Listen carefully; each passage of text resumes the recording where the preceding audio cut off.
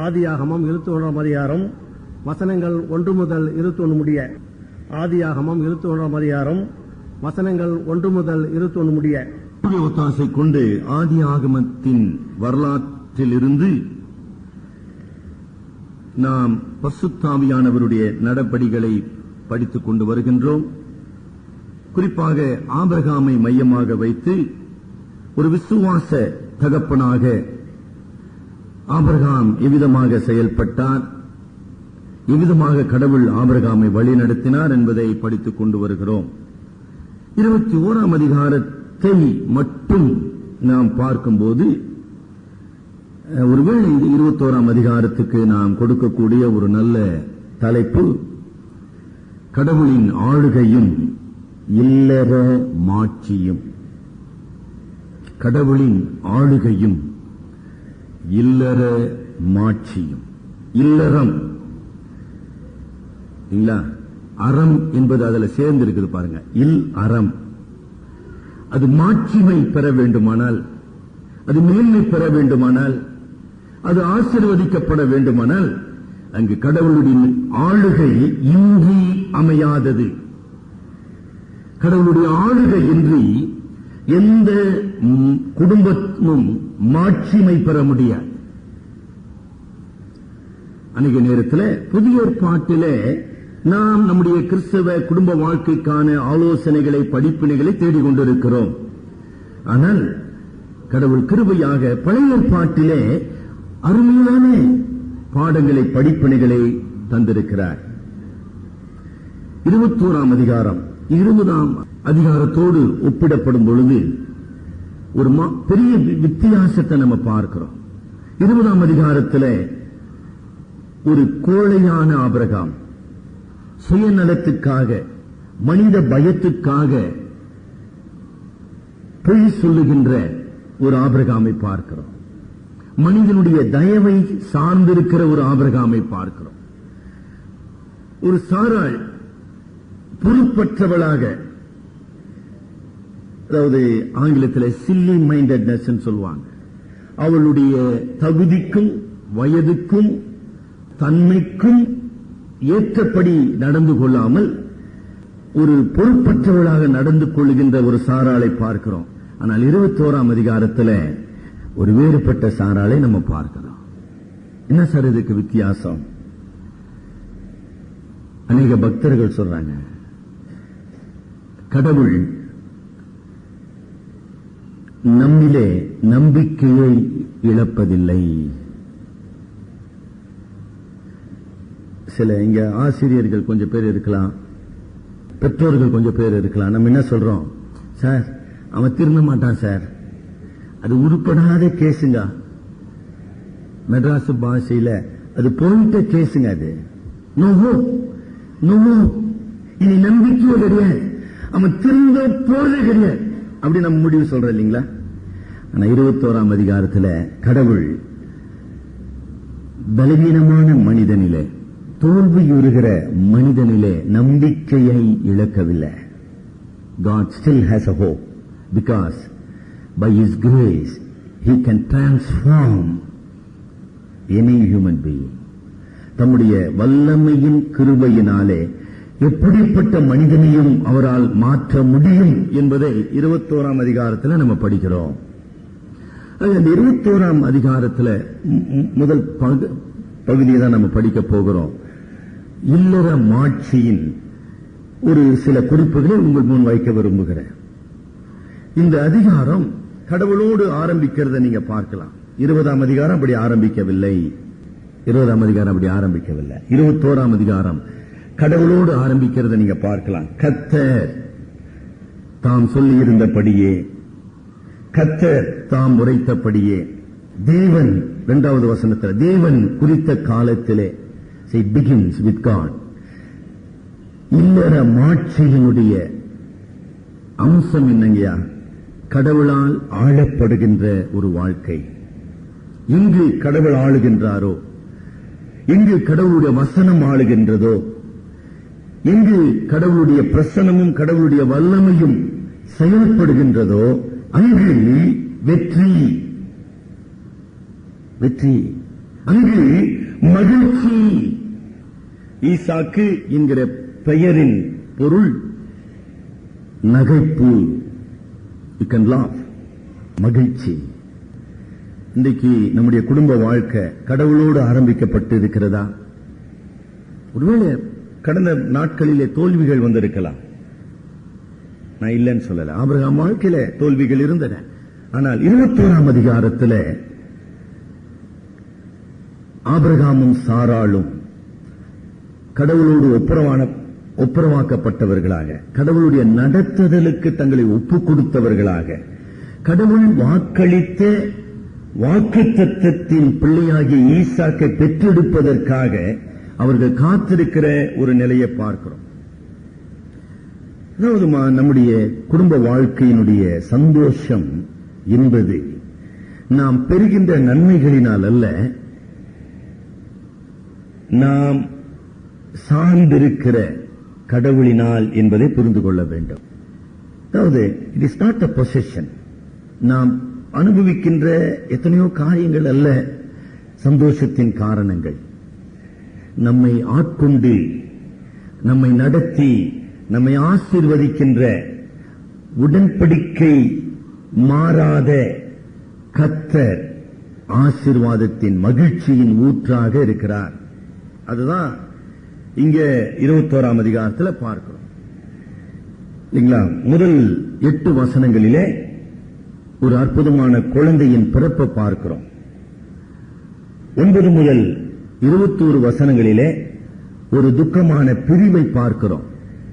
22 முதல் அதிகாரம் முடிய 34ஆம் வசனம் முடிய ஆபிரகாமுடைய ஒரு ஞானமுள்ள உடன்படிக்கையை பார்க்கிறோம்.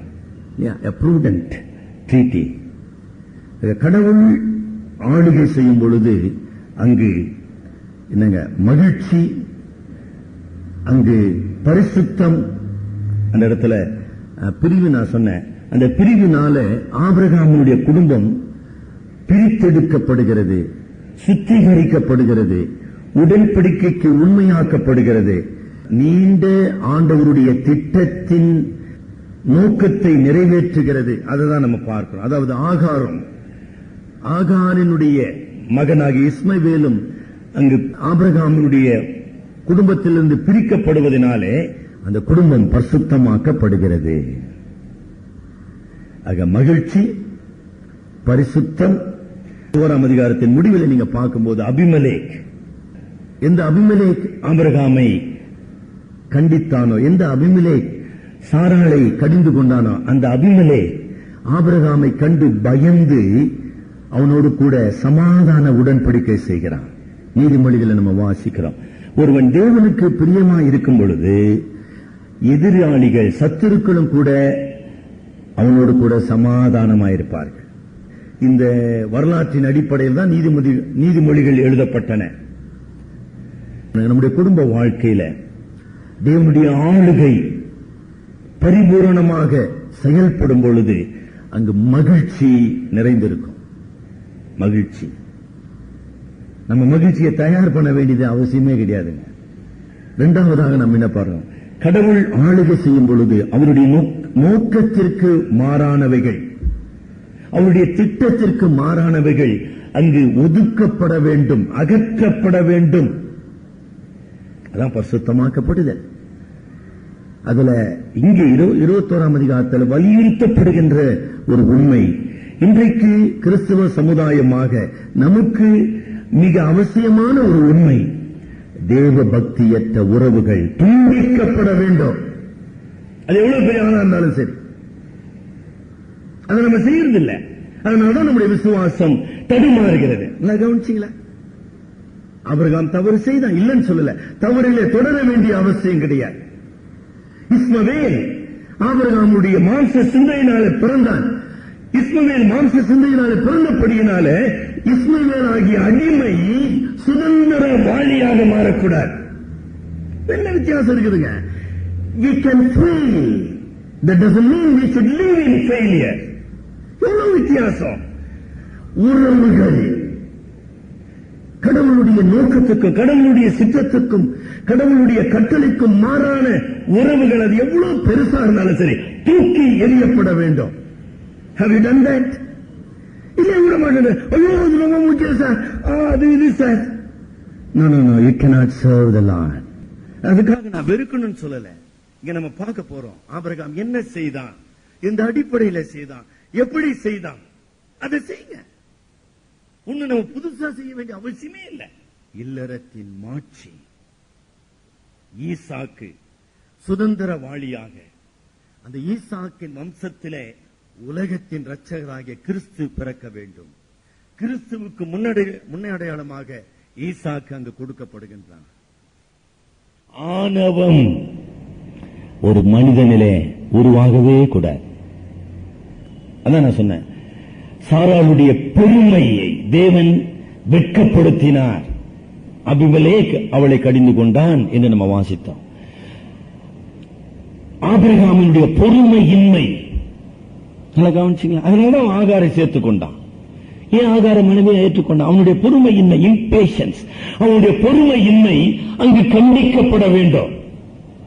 அது மாத்திரமல்ல, வாக்குத்தத்தத்தின் மகன் என்கிற ஈசாக் அவர்களுக்கு ஒரு குழந்தை மாத்திரமல்ல, தேவனுடைய திட்டத்திலே ஒரு முக்கியமான நபர். Is a promised child of God. இல்லைங்களா? பின்னால கலாத்தியர் 4 அதிகாரம் 22 முதல் 30 வசனங்களிலே பவுல் இந்த 2 பேரை குறித்து அழகா பேசிக் கொண்டு போகிறார். நீங்க வீட்டில் போய் படிச்சு பாருங்க. ஈசாக்கு என்கிற வாக்குத்தத்தத்தின் மகன் மனித சக்தியினாலோ மனித விருப்பத்தினாலோ மனித சித்தத்தினாலோ பிறக்க கூடாது. தெய்வ சித்தத்தினாலே, தெய்வ வல்லமையினாலே, தேவ மகிமைக்காக பிறப்பிக்கப்பட வேண்டும். வேறு விதத்தில் சொல்ல வேண்டுமானால் என்ன சார் குறித்த காலம்? ஆபிரகாம் சாராள் அவங்க செத்தவர்களாக மாற வேண்டும். 22 அதிகாரத்துக்கு நம்ம வரப்போகும்போது படிக்கலாம். ஆபிரகாம் மிக தைரியமாக ஈசாக்கை பலியிட ஒப்பு கொடுத்தான். என்ன சார் அதுல ஒரு ஆச்சரியமான ஒரு உண்மை? ஆபிரகாமுக்கு நல்லா தெரியும், இந்த ஈசாக்கு பிறந்ததே மரணத்தில் இருந்து பிறந்தவன், செத்த சரீரத்திலிருந்து பிறந்தவன் தான் இந்த ஈசாக். ஆக செத்த சரீரத்திலிருந்து இந்த ஈசாக்கை கடவுள் பிறப்பித்தார். இப்போது அவனை நான் பலியிட போகிறேன். அந்த செத்து போன ஈசாக்கை மறுபடியும் கடவுளுக்கு உயிர்ப்பிக்கிறதுல ஒரு பிரச்சனையும் இல்லைன்றது ஆபிரகாமுக்கு நல்லா விளங்கிச்சுங்க. ஆனா நமக்கு தான் விளங்க மாட்டேங்குது. He was born from the dead. ரொம்ப முக்கியமான உண்மை. ஈசாக்கு இன்றைக்கு அமர்ந்திருக்கிற உங்களுக்கும் எனக்கும் ஒரு முன்னடையாளமாக இருக்கிறான். கிறிஸ்துவுக்கு முன்னடையாளம், உங்களுக்கு எனக்கு முன்னடையாளம். என்ன சார் முன்னடையாளம்? ரட்சிப்பு என்பது தேவனுடைய கிருபையினாலே, பரிசுத்த ஆவியானவருடைய வல்லமையினாலே, தேவனுடைய வசனத்தினாலே கிடைக்கப்பெறுவது, மனித முயற்சியினால் அல்ல. யோசனை பண்ணீங்களா? என்ன நம்ம வாசிக்கிறோம்? யோவான் 1 அதிகாரம் 13 வசனம் படிங்க. மறுபடியும் பிறந்தவர்கள், அதற்குதான் ஈசாக்கு முன்னடையாளமாக இருக்கிறார். இஸ்மவேல் மாம்ச சித்தத்தினாலே, மாம்ச சிந்தையினாலே, அடிமைத்தனத்திலே பிறந்த அடிமையானவன். ஈசாக்கு தேவனுடைய வாக்கு தத்தத்தினாலே, தேவனுடைய வல்லமையினாலே, தேவனுடைய ஆவியினாலே பிறந்தவன். வல்லமையை வெளிப்படுத்தினார். ஆக எங்கு கடவுளுடைய ஆளுகை இருக்கிறதோ, எங்கு கடவுளுடைய வசனம் நம்மை நடத்துகிறதோ, அங்கு கடவுளுடைய வல்லமை நம்முடைய தேவையை சந்திக்கும். நம்முடைய சுய புத்தியினால் அல்ல. அதை நம்ம படித்துக் கொண்டோம். அடுத்தபடியாக நம்ம என்ன பார்க்கிறோம்? இந்த அருமையான தம்பதிகளுடைய விசுவாச முன்மாதிரியை நம்ம பார்க்கிறோம்.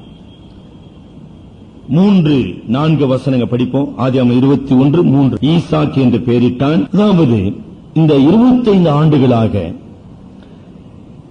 ஆபிரகாம் சாராள் பொறுமையோடு காத்திருந்தார்கள். Waiting upon God. பொறுமையோடு காத்திருந்தார்கள். அதை நம்ம பார்க்கிறோம். நம்பிக்கையோடு எதிர்பார்த்திருந்தார்கள். அதை நம்ம பார்க்கிறோம். நம்பிக்கையோடு பிற்பாடு என்ன நம்ம பார்க்கிறோம்? தேவன் கொடுத்த ஈவை அவர்கள் சந்தோஷமாக ஏற்றுக்கொண்டு கடவுளுடைய கட்டளையை நிறைவேற்றினார்கள் என்று நம்ம பார்க்கிறோம். ஈசாக்கு எதற்கு அடையாளமா இருக்கிறான்? ஈசாக்கு கடவுளுடைய ஈவு. கவனிச்சீங்கன்னா ஈசாக்க நம் முன்பால வைக்கும் பொழுது என்ன நம்ம பார்க்கிறோம்? மனித இயலாமை, மனித நிறைவின்மை, மனித இல்லாமை. ஆபிரகாம் சாரோளுக்கு குழந்தை இல்லாமை, நிறைவின்மை, ஒரு நிறைவு அவங்களுடைய வாழ்க்கையில் இல்லை. பிற்பாடு இயலாமை, பிற்பாடு நிந்தை. இதில் எல்லாவற்றுக்கும் ஒரு முற்றுப்புள்ளி ஈசாக். உங்களுடைய வாழ்க்கையில கடவுள் அப்படிப்பட்ட ஈவுகளை தந்திருக்கிறாரா? கடவுள் ஈவுகளை தருகிறார், ஆசீர்வதிக்கிறார். பிள்ளைகள் கர்த்தரால் வரும் சுதந்திரம். பிள்ளைகள் நம்முடைய தோல்விகள், நம்முடைய இல்லாமை, நம்முடைய நிறைவின்மை, நம்முடைய இயலாமை, நம்முடைய நிந்தை, இவைகளுக்கு முற்றுப்புள்ளியா இருக்கிறாங்களா? ஈசாக்கு அவைகளுக்கு சான்றாக இருந்தான். இங்க நகைப்புன்ற ஒரு வார்த்தையை நம்ம பார்க்கிறோம். இந்த நேரத்தில் அதை நான் சொல்ல விரும்புகிறேன். என்னோட கூட 17ஆம் அதிகாரத்துக்கு திருப்பிக் கொள்ளுங்க. வாசித்த ஆதியாகமம் 17ஆம் அதிகாரம். ஓவர் தி இம்பாசிபிலிட்டி என்று ஆங்கிலத்தில் சொல்லுவோம். நடக்க முடியாது சார். என்ன சார் எப்படியா நடக்கும்? எனக்கு அருமையான சகோதர சகோதரிகளே, மனிதனால கூடாதவைகள், முடியாதவைகள், கடவுளுடைய பை த காட்ஸ் இன்டர்வென்ஷன் சொல்கிறோம், கடவுளுடைய செயல்பாட்டினாலே. 18ஆம் அதிகாரம் 13ஆம் வசனத்தில் அவிசுவாசத்தின் நகைப்பு. ஆனா 21ஆம் அதிகாரம் 6ஆம் வசனத்தில் நிறைவேற்றத்தின் நகைப்பு. நகைப்பு தான் எல்லாமே. வித்தியாசம். சாராள் சொல்றா, என்னை நகைக்கப்பட மெய்யாகவே ஈசாக்கு என் வாழ்க்கையை தந்து என்னை மகிழ்ச்சியுற செய்த தேவன், என்னை நிறைவாக்குகிற தேவன். அதாவது சங்கீதக்காரனுடைய வார்த்தையில சொல்லணும்னா, என் பாத்திரம் நிரம்பி வழிகிறது. என் சத்துருக்களுக்கு முன்பாக என் பாத்திரம் நிரம்பி வழிகிறது. Great rejoicing. கடவுளுடைய செயல்கள், கடவுளுடைய ஆசீர்வாதங்கள், கடவுளுடைய ஈவுகள் நம்மை நிறைவு செய்ய வேண்டும், நம்மை மகிழ்ச்சியுற செய்ய வேண்டும். தேவனை ஆராதிக்க வருகிறோம், தேவனை துதித்து போற்றி பாட வருகிறோம். ஆண்டவராகிய இயேசு கிறிஸ்துவை உங்களுடைய என்னுடைய ரட்சகராக தேவன் தந்தருளினார, அதை நினைத்து சொல்ல முடியாத சந்தோஷத்தோடு அவரை ஆராதிக்கிறோமா? The very remembrance of Christ should make us overflow with rejoicing. கிறிஸ்து என்னுடைய ரட்சகராக, என்னுடைய ஆண்டவராக, என்னுடைய பாவ பரிகாரியாக, என்னுடைய உடன்படிக்கையின் நாயகராக, என்னுடைய ஆத்ம மணவாளனாக மாத்திரமல்ல. அங்க ஒரு நல்ல அழகான உண்மையை பார்க்கிறோம். இவ்வளவு நாட்கள் பிறரால, தமிழ்ல ஒரு பாடல் வரும், சிரித்து வாழ வேண்டும், பிறர் சிரிக்க வாழக்கூடாது. இவ்வளவு நாள் சாராளை பார்த்து மற்றவர்கள் சிரித்துக் கொண்டிருந்தார்கள். இப்பொழுது சாராளோடு சிரித்துக் கொண்டிருக்கிறார்கள். ரெண்டுத்துக்கு வித்தியாசம் இருக்குது. பிறர் சிரிக்க வாழ்வதல்ல வாழ்க்கை, நம்மோடு பிறர் சேர்ந்து சிரிக்க வாழ வைப்பதுதான் வாழ்க்கை. ஆக என்னங்க, the gift of God, கடவுளால் அருளப்படுகின்ற நன்மைகள் நமக்கு மாத்திரமல்ல, நம்மை சுற்றியுள்ளவர் அனைவரும் சந்தோஷப்படக்கூடியதாக அமைய வேண்டும் என்பதை நாம் இங்கு கற்றுக்கொள்ளுகிறோம். தேவனுடைய சர்வ ஏகாதிபத்தியம், தேவனுடைய உண்மை, தேவனுடைய வாக்குத்தத்தத்தின் நிறைவேற்றம், தேவன் குறித்த காலத்தை தேவனுடைய வல்லமையினாலே ஈவுகள், ஆசீர்வாதங்கள் அருளப்படுவது. இந்த ஈவுகளை பெற்ற சாராளும் ஆபிரகாமும் ஒருமனப்பட்டு தேவனை துதித்து ஆராதித்து மகிமைப்படுத்தினார்கள். ரோமர் 14ஆம் அதிகாரம் 17ஆம் வசனம் படிங்க. குடிப்பும் அல்ல, அது நீதியும் சமாதானமும் பரிசுத்த ஆவியினால் உண்டாகும் சந்தோஷமும். ஒவ்வொரு மனித தேவனை நான் ஆராதிக்க வரும்போது அது புசிப்பும் குடிப்பும் அல்ல, அது நீதியும் சமாதானமும் பரிசுத்த ஆவியினால் உண்டாகும் சந்தோஷமா இருக்க வேண்டும். தேவன் அப்படிதான் நம்ம விரும்புகிறார். பிலிப்பியர் 4ஆம் அதிகாரத்தில் பவுல் சொல்லுகின்றார், சந்தோஷமாயிருங்கள், கர்த்தருக்குள் சந்தோஷமாயிருங்கள் என்று நான் உங்களுக்கு சொல்லுகிறேன். நான் மறுபடியும் சொல்லுகிறேன், கர்த்தருக்குள் சந்தோஷமாயிருங்கள். தேவன் ஆளுகை செய்கின்ற குடும்பம், தேவனால் ஆசீர்வாதத்தை பெறுகின்ற குடும்ப வாழ்க்கை ஒரு சந்தோஷமான வாழ்க்கை என்பதை புரிந்து கொள்கிறோம். இன்னும் ஒரு 2 சில காரியங்களை சொல்லி நாம முடிக்கலாம். 4ஆம் வசனத்துல இந்த ஈவை பெற்ற ஆபிரகாம் தன் குமாரனாகிய ஈசாக்கு பிறந்த 8ஆம் நாளிலே ஆபிரகாம் தனக்கு தேவன் கட்டளையிட்டு இருந்தபடியே அவனுக்கு விருத்த சேதனம் பண்ணினான். சந்தோஷத்துல தேவனுடைய கட்டளையை மறந்துடக்கூடாது. தேவனுடைய கட்டளைகளை காற்றில பறக்க விட்ட கூடாதுங்க. என்னங்க தேவனுடைய கட்டளை? விருத்த சேதனம். விருத்த சேதனத்தினுடைய கருத்து என்ன? ஒருவேளை அடுத்த தியானத்துல கூட அதை நம்ம தொடர்ந்து சிந்திக்கலாம்.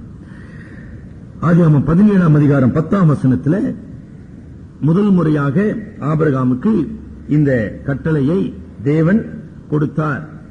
ஆதியாகமம் 17:10 கைக்கொள்ள வேண்டியதுமான என் உடன்படிக்கை என்னவென்றால் உங்களுக்குள் பிறக்கும் சகல ஆண் பிள்ளைகளும் விருத்த சேதனம் பண்ணப்பட வேண்டும். என்னங்க அதனுடைய கருத்து? இதை மிக கவனமாக நாம் படிக்க வேண்டும். பழைய உடன்படிக்கை என்பதை நம்ம மறந்து போகக்கூடாது. விசுவாசிகளாகிய புறஜாதியிலிருந்து வருகின்ற உங்களுக்கும் எனக்கும் இது நேரடியாக தொடர்புடையது. It has no direct impact சொல்றோம் ஆங்கிலத்தில். நமக்கு அது பொருந்தாது. ஆபிரகாமின் வம்சத்தாருக்கு பொருந்தக்கூடியது, பழைய உடன்படிக்கைக்குரியது. ஆனால் அதனுடைய சிறப்பு அம்சங்கள் என்ன? முதலாவதாக இந்த விருத்த சேதத்தின் மூலமாக ஆபிரகாமுக்கு கடவுள் உணர்த்தின உண்மை, ஆபிரகாமே நீ எனக்கு சொந்தமானவன். It is a mark of possession. தேவன் என்னை அவருக்கென்று தெரிந்து கொண்டார். தேவன் இந்த பிள்ளையை அவருக்கென்று தெரிந்து கொண்டார். It's a mark of possession, relationship of belongingness. தேவனுக்கு சொந்தமானவர்கள் என்பதை நம்ம புரிந்து கொள்ள வேண்டும். இரண்டாவது, it is a sign of commitment. இன்னொரு sign of commitment. ஒரு விக்கிரக ஆராதனையின் பின்னல் இருந்து வந்தவன், மெய்யான கடவுளை, கர்த்தரே மெய்யான தேவன், அவரே ஜீவனுள்ள தேவன், அவரே என்னை அழைத்த தேவன், அவரே என்னை ஆசீர்வதிக்கிற தேவன், அவரே என்னோடு உடன்படிக்கை செய்த தேவன், இந்த ஒரே தேவனை தான் நான் நம்பி அவரை வணங்கி அவரை சேவிப்பேன். It is a sign of commitment. மூன்றாவது என்ன சார் அர்த்தம்? 17ஆம் அதிகாரத்தில், ஆதியாகமம் 17ஆம் அதிகாரத்தில் ஒரு எச்சரிப்பின் வசனத்தை நம்ம பார்க்கிறோம். தோலின் மாம்சம் விருத்த சேதனம் பண்ணப்படாதிருக்கிற அந்த ஆத்மா என் உடன்படிக்கையை மீறினபடியினால். மூன்றாவது உண்மை என்ன? இந்த விருத்த சேதனத்தின் மூலமாக ஒரு உறுதி பிரமாணத்தை நான் எடுத்துக் கொள்ளுகிறேன். என்னங்க உறுதி பிரமாணம்? நான் உடன்படிக்கை மீறுகிறவனாக இருக்க மாட்டேன். தேவனோடு செய்த உடன்படிக்கைக்கு தேவனே என்னுடைய தெய்வம், தேவனே என்னுடைய வழிகாட்டி, தேவனுடைய சட்டமே என்னை வழிநடத்துகின்ற அதிகாரம் உடையது. இவைகளை நான் மீற மாட்டேன். அப்படி மீறுவேனானால் நான் அறுப்புண்டு போவேன். unfaithfulness அல்லது unfaithful will be cut off. எவர்கள் உடன்படிக்கையை மீறுகிறார்களோ அவர்கள் அறுப்புண்டு போவார்கள். அது மூன்றாவது காரியம். நான்காவது காரியம், இந்த விருத்த சேதனத்தினுடைய உண்மை, மேரேஜ் கவனன்ட். தேவன் இஸ்ரவேலோடு கூட ஒரு திருமண உடன்படிக்கையை செய்கிறார். அதுக்கெல்லாம் இப்ப படிக்க நமக்கு நேரம் இல்லை. இஸ்ரவேல் தேவனுக்கென்று பிரித்தெடுக்கப்பட்ட கற்புள்ள கன்னிகையாக வாழ வேண்டும். இஸ்ரவேல் யெகோவாவை விட்டு மற்ற தெய்வங்களுக்கு அவர்கள் பின்பற்றி போவார்களானால் அது ஆவிக்குரிய விபச்சாரத்துக்கு அடையாளம். It is a marriage covenant relationship. யெகோவாவாகிய கடவுளுக்கு இஸ்ரவேல் ஒரு கற்புள்ள கன்னிகையாக, உண்மையுள்ள மனவாட்டியாக வாழ வேண்டும். இந்த 4 உண்மைகளை இந்த விருத்த சேதனம் நமக்கு விளக்குகிறது. அதை நினைவு கூர்ந்து ஆபிரகாம் அதை செய்தான். சரிங்களா? இன்னும் ஒரு சில குறிப்பை சொல்லி நான் கடந்து போக விரும்புகிறேன். 8ஆம் வசனம், ஆதியாகமம் 21:8 உங்களுக்கு விளங்குதுங்களா சார்? அதுல ரொம்ப முக்கியத்துவம் இருக்குதுன்னு ஒரு நல்ல கலாச்சார ஒரு உண்மை. அந்த நாட்களிலே பிள்ளைகள் பிறந்து இந்த பால் மறக்கிற நிலையை அடைவதற்கு முன்னதாகவே ஏராளமான பிள்ளைகள் செத்து போக முடியும்.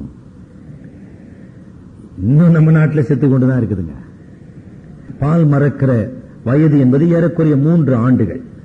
ஒரு பிறந்த குழந்தை 3 ஆண்டுகள் உயிரோடு இருப்பது, சுகத்தோடு இருப்பது ஒரு பெரிய தேவனுடைய கிருபை. ஆக அந்த பால் மறக்கிற அந்த நாளை ஆபிரகாம் ஒரு முக்கியமான நாளாக கருதுகிறான்.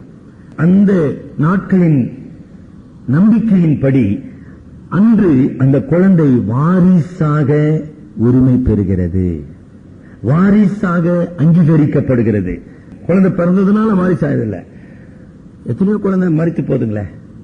ஆகவே அந்த 3 ஆண்டுகளை கடந்து வரும்போது அந்த குழந்தை மெய்யாகவே வாரிசு என்கிற தகுதியை பெறுகிறது.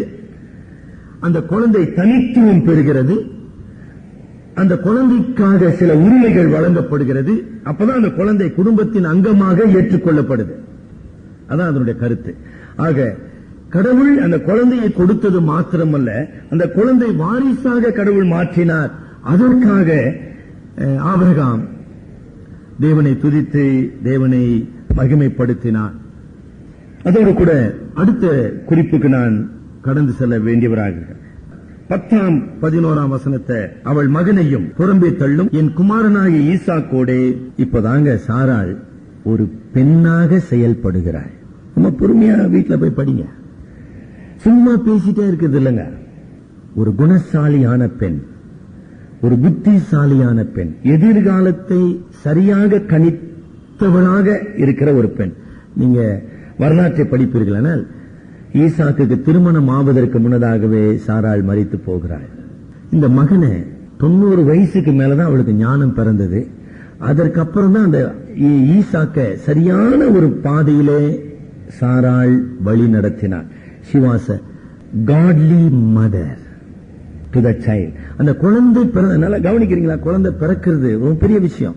குழந்தை பிறப்பதினாலே அவளுடைய மனநிலை மாற்றப்படுது, தெய்வீக சிந்தைக்குரியவரானார். அவள் இன்னும் சிறப்பான மனைவியாக மாறுகிறாள். பாருங்க, கணவனுக்கு ஒரு சரியான ஆலோசனை கொடுக்கிறார். என்ன ஆலோசனை? அடிமையின் மகன் சுதந்திரவாளியாக இருக்கக்கூடாது இல்லைங்களா? ஒரு நல்ல முன் யோசனை.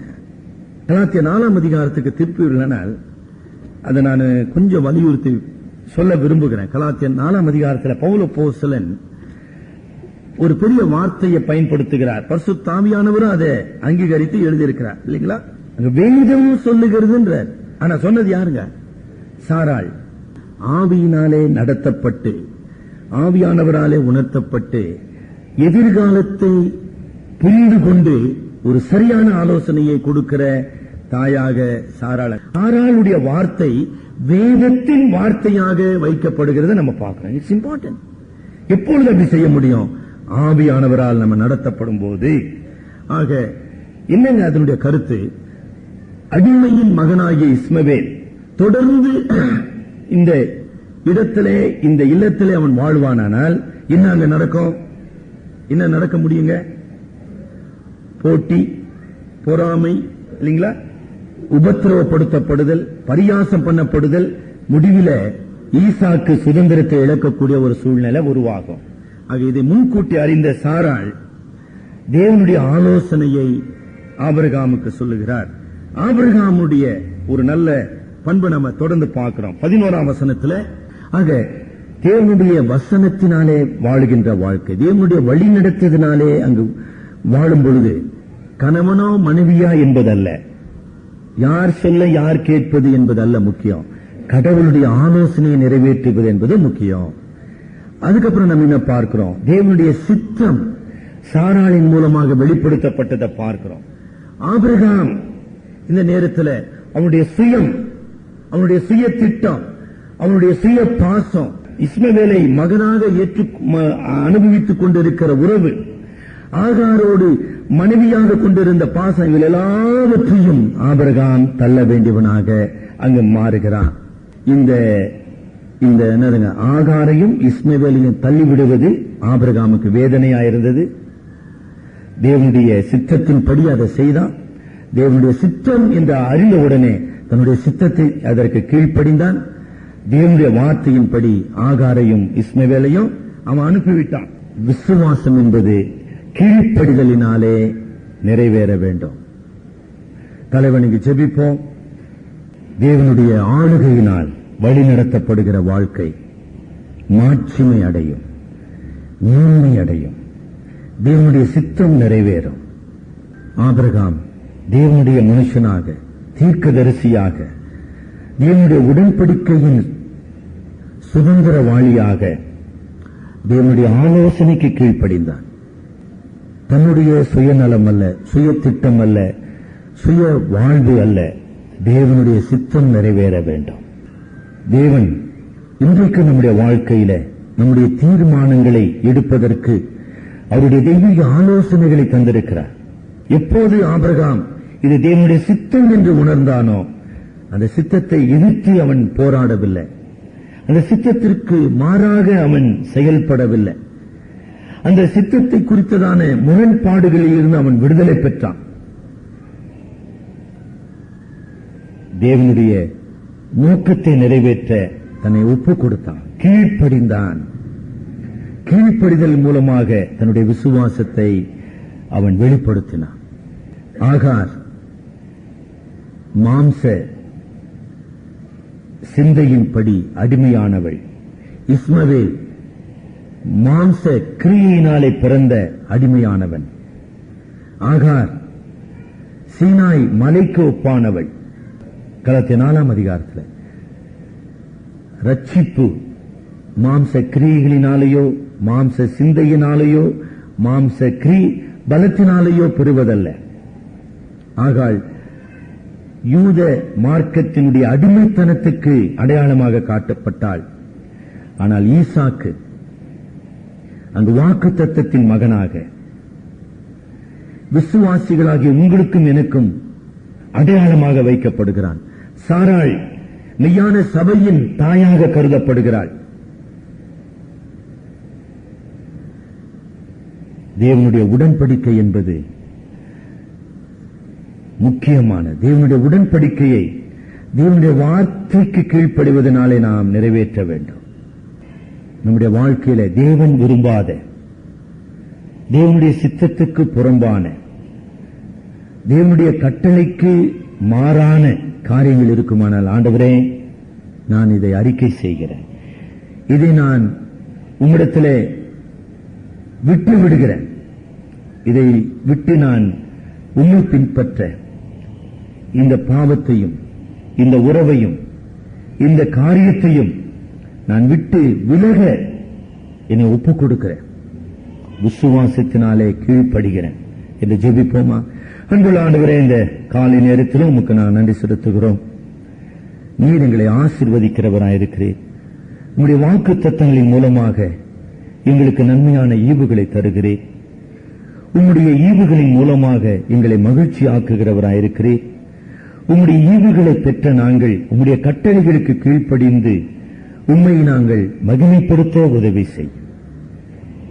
ஆபிரகாம் உமக்கு கீழ்ப்படிந்தது போல உமக்கு பிரியமில்லாத காரியங்கள், நீர் வெறுக்கின்ற உறவுகள், நீர் விரும்பாத செயல்கள் எங்கள் வாழ்க்கையிலே காணப்படுமானால் அவைகளை நாங்கள் விட்டுவிட, அவைகளை புறம்பே தள்ள தேவரீர் எங்களுக்கு உதவி செய்யும். உம்முடைய பரிசுத்த ஆவியானவர் தாமே உம்முடைய சந்தோஷத்தினாலும் சமாதானத்தினாலும் எங்களை நிரப்பி அருளும். அருமை இரட்சகர் மூலம் ஜெபிக்கிறோம் பிதாவே, ஆமேன்.